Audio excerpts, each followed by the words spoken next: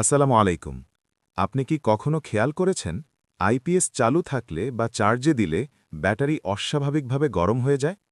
আজ এই ভিডিওতে খুব সহজ ভাষায় জানব আইপিএস ব্যাটারি কেন গরম হয়, এটা কতটা বিপজ্জনক আর কিভাবে সমাধান করবেন। ১. অতিরিক্ত লোড। আপনি যদি আইপিএসে ফ্রিজ, রাইস কুকার, হিটার, ইস্ত্রি এই ধরনের ভারী লোড ব্যবহার করেন, তাহলে ব্যাটারির উপর চাপ পড়ে। বেশি কারেন্ট টানলে ভেতরে রাসায়নিক বিক্রিয়া বাড়ে, ফলে ব্যাটারি গরম হয়। ২. চার্জার বা আইপিএস চার্জিং সমস্যা।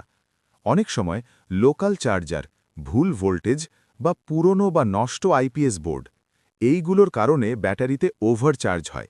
ওভারচার্জ মানেই অতিরিক্ত তাপ, ব্যাটারির আয়ু কমে যাওয়া, এমনকি বিস্ফোরণের ঝুঁকিও। ৩. ব্যাটারি পুরনো বা দুর্বল। ২-৩ বছর ব্যবহারের পর ব্যাটারির ভেতরের প্লেট দুর্বল হয়ে যায়, ফলে চার্জ ঠিকমতো ধরে না, বেশি গরম হয়, দ্রুত ড্যামেজ হয়।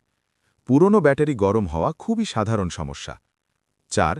বাতাস চলাচল না থাকা। অনেকেই ব্যাটারি রাখেন বন্ধ বাক্সে, খাটের নিচে, দেয়ালের একদম পাশে। এতে তাপ বের হতে পারে না। ফলাফল, ব্যাটারি আরও বেশি গরম। আইপিএস ব্যাটারি গরম হলে কি করবেন? ভারী লোড ব্যবহার বন্ধ করুন। ভালো মানের চার্জার ব্যবহার করুন। ব্যাটারির আশেপাশে বাতাস চলাচলের জায়গা রাখুন। খুব বেশি গরম হলে সাথে সাথে আইপিএস বন্ধ করুন। প্রয়োজনে টেকনিশিয়ান দিয়ে চেক করান। শেষ কথা, মনে রাখবেন, ব্যাটারি গরম হওয়া ছোট সমস্যা নয়। সময় মতো ব্যবস্থা না নিলে বড় দুর্ঘটনা ঘটতে পারে। এই ভিডিওটি যদি উপকারে আসে, লাইক দিন, শেয়ার করুন আর কমেন্টে লিখুন আপনার আইপিএস ব্যাটারি কি গরম হয়। ধন্যবাদ সবাইকে। আল্লাহ হাফেজ।